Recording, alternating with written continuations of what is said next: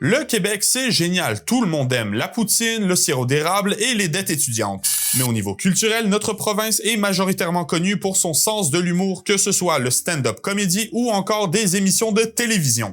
Cependant, s'il existe quelque chose qui est objectivement horrible au Québec, c'est notre façon de racheter des droits et de faire des remakes dégueulasses. Je sais que la majorité de mes abonnés viennent de France, donc oui, on vous a déjà pompé soda avec notre adaptation Med, mais il se passe quoi qu'on essaye d'adapter quelque chose qui est un succès mondial? C'est avec cette question qui n'avait vraiment pas besoin de réponse qu'est née notre version de la série à succès Brooklyn Nine-Nine, connue pour être une innovation dans le monde de la sitcom et en général un excellent objet culturel. Et c'est ainsi que le réalisateur et acteur Patrick Huard, qui a déjà son nom dans le monde des comédies policières, fut mis en charge du projet d'adaptation et le 17 septembre 2020, le premier épisode d'Esquad 99 fut diffusé. Mais Esquad 99, est-ce que c'est si bien que ça? Ha! Salutations et bienvenue à Faits et Fiction, l'émission où on analyse la culture. Aujourd'hui, on parle de la pire réadaptation de l'histoire de la télévision québécoise.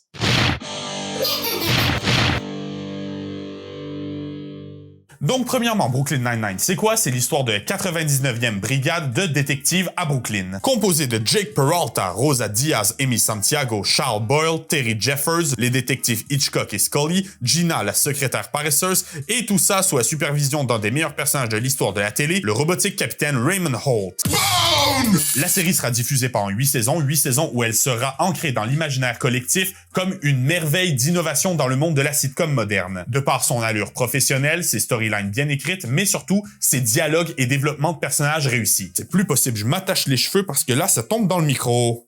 Brooklyn Nine-Nine, c'est donc un énorme succès qui a su ramasser des scores d'audience quasiment parfaits, et si vous ne connaissez pas la série, je ne peux que vous la conseiller. Et évidemment, quand quelque chose est bien, nature humaine oblige, on se force à la toucher et à la détruire. Mais surtout quand cette chose est profitable, tout le monde veut sa petite part du gâteau. C'est donc là que la série québécoise Esquad 99 fait son entrée, et en la regardant, on se rend compte de quelque chose. C'est mauvais.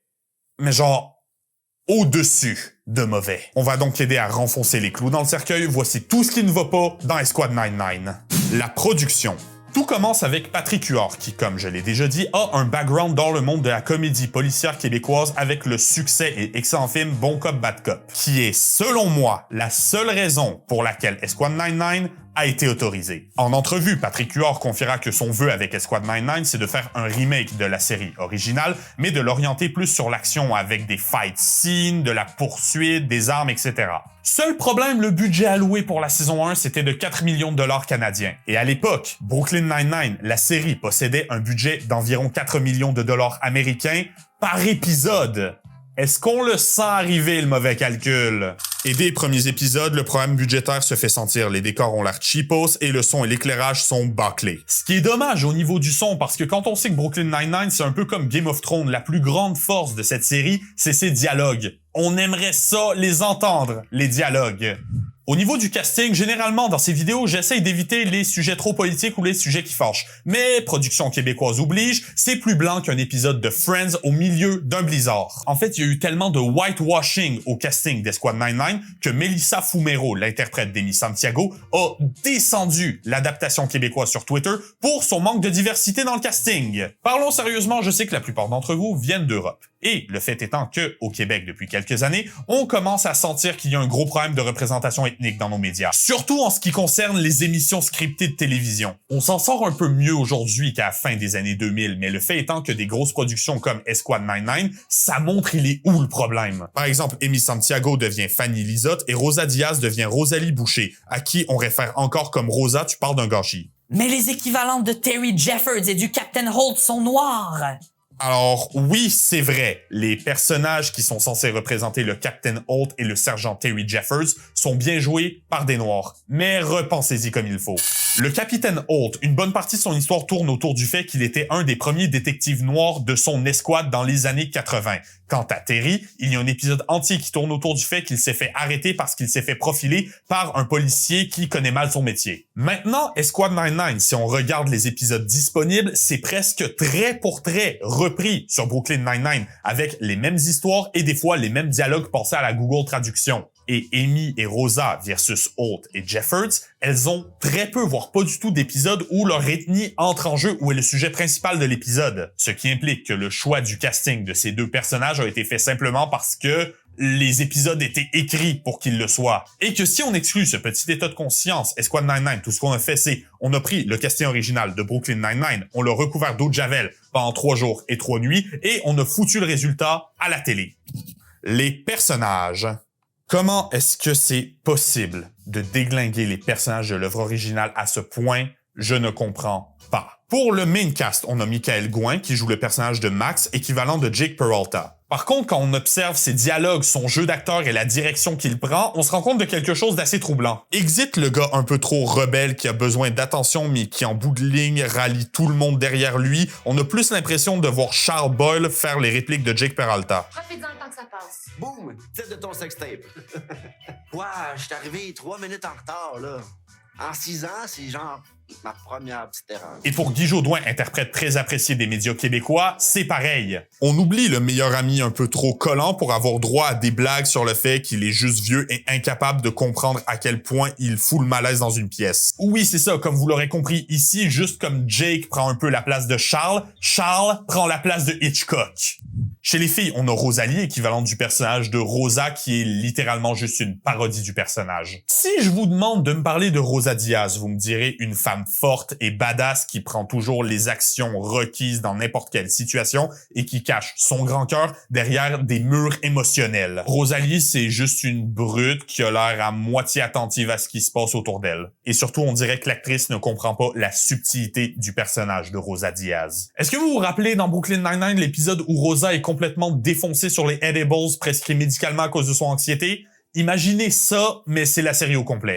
Et finalement, Fanny Lizotte, qui oublie tout le caractère ambitieux et leader de Amy Santiago pour laisser sa place à un stéréotype de première de classe lèche-botte. Oui, c'est vrai que dans la série originale, Amy lèche beaucoup les bottes du Captain Holt, mais réduire un des personnages les mieux développés de l'histoire des sitcoms à ça, c'en est presque insultant.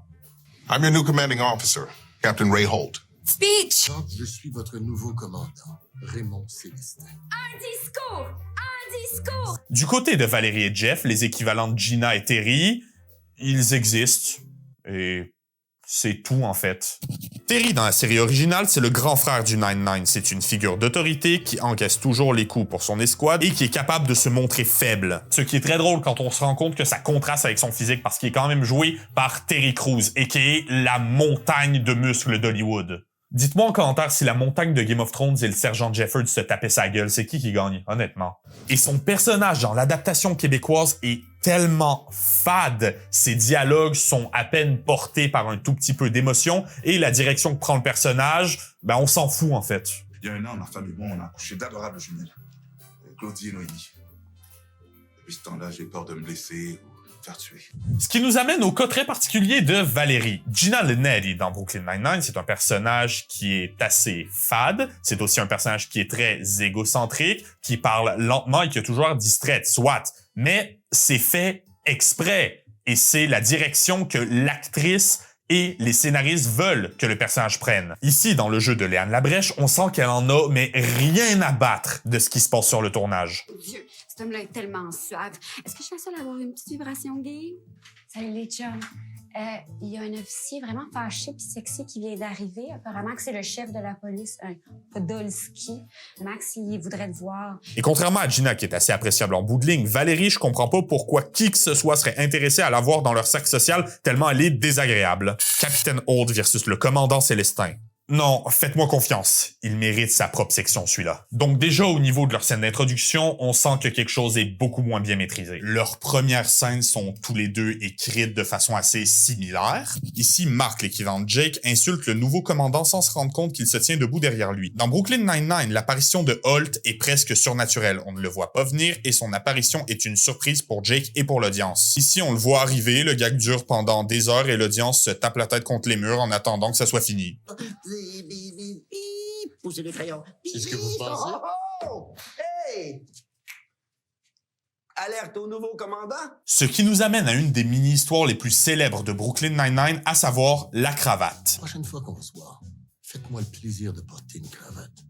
The next time I see you, I'd like you to be wearing a necktie. Dans le premier épisode, le capitaine Holt va demander à Jake de porter une cravate sans vraiment lui expliquer pourquoi. Ce qui va enclencher une des intrigues secondaires de l'épisode, pourquoi est-ce que c'est important pour Holt que Jake porte une cravate? Mystère résolu à la fin de l'épisode où Jake comprendra que la cravate fait partie de l'uniforme de l'équipe et que c'est très important pour Holt. Parce que Holt est homosexuel et noir et qu'à cause de ça, il a été gardé en dehors de l'équipe pendant plus de 20 ans. Alors maintenant qu'il est à la tête de cette équipe, il veut que tout le monde soit bien habillé. C'est un moment de développement très important pour ces deux personnages parce que c'est le moment où Jake accepte de s'ouvrir à Holt, mais aussi c'est le moment où Holt finit par vraiment intégrer le 9-9 et fait maintenant partie de l'équipe, mais aussi parce que Jake est capable de comprendre tout seul, établissant qu'il est un bon détective, mais aussi renforçant son lien avec sa nouvelle figure paternelle. Et dans Escouade 99, ça finit de la même façon, mais le nouveau commandant l'explique au début de l'épisode, en fait. La prochaine fois qu'on se voit, faites-moi le plaisir de porter une cravate.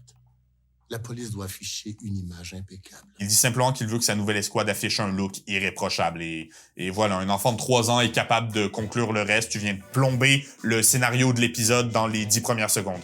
Félicitations, Patrick Huard. Mais aussi, après, on a l'épisode 2, parce que le studio a vu ça et il a décidé que c'était pas la peine d'arrêter le massacre ici. Bien évidemment! Si vous vous rappelez bien, le deuxième épisode de Brooklyn Nine-Nine, c'est l'épisode qui tourne autour du fait de bien faire son travail. Holt décidera de suivre Jake et de le surveiller jusqu'à ce qu'il lui prouve qu'il est capable de faire chaque aspect de son travail de policier à la perfection. Et à la fin de l'épisode, quand Jake arrêtera le fils d'un officier supérieur, Holt déclarera que Jake est un bon détective et il le défendra. Évidemment, le commissaire répondra qu'il vient de se faire un ennemi très puissant, ce à quoi Holt prendra les devants et répondra « Je suis un policier ouvertement gay depuis 1987. Vous n'êtes pas le premier officier supérieur à me menacer. Vous voulez savoir pourquoi je suis encore là? C'est parce que je fais mon travail et je le fais bien. » Dans l'adaptation, on a ça.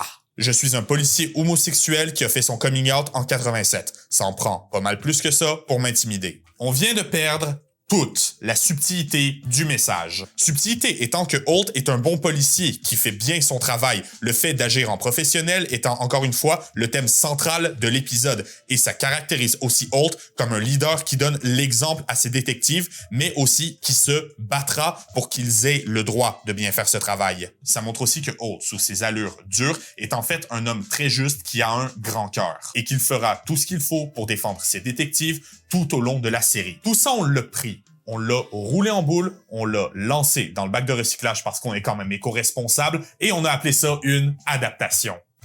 En bout de ligne, Escouade 99, c'est pas seulement une mauvaise adaptation, c'est une mauvaise série. C'est mal joué, mal interprété, les personnages se mettent dans leur propre chemin quand ils essayent de dire quelque chose. L'humour est lourd, mal rythmé, mal écrit et aussi insupportable qu'un enfant de 7 ans hyperactif sous caféine qui fait du bruit pour avoir de l'attention. Adapter Brooklyn Nine-Nine à la sauce poutine, sur papier, c'est pas une si mauvaise idée que ça. Le problème, c'est que ça a été mal fait. Et je tiens à le dire, j'ai absolument rien contre Patrick Huard ou la télé québécoise en général. Bon, me laissez pas réfléchir à ça trop longtemps. Bon Cop Bad Cop de Parents Flics, c'est des produits québécois dans des settings de comédie policière qui marchent et qui ont prouvé que de l'action, on est capable d'en faire. Vous savez c'est quoi la différence? C'est qu'on a compris avec quel genre de médias on travaillait, on a compris quel genre d'histoire on essayait de raconter et on l'a simplement bien fait. Mais sur ce, mes amis, dites-moi ce que vous pensez d'Escouade 99 en commentaire et tant qu'à être là, pourquoi ne pas vous abonner et activer la cloche au passage? Vous pouvez cliquer juste ici pour voir notre dernière vidéo ou cliquer juste là pour qu'on parle encore d'adaptation. Je vous laisse et je vous verrai la prochaine fois pour de plus en plus exploration de notre omnivore.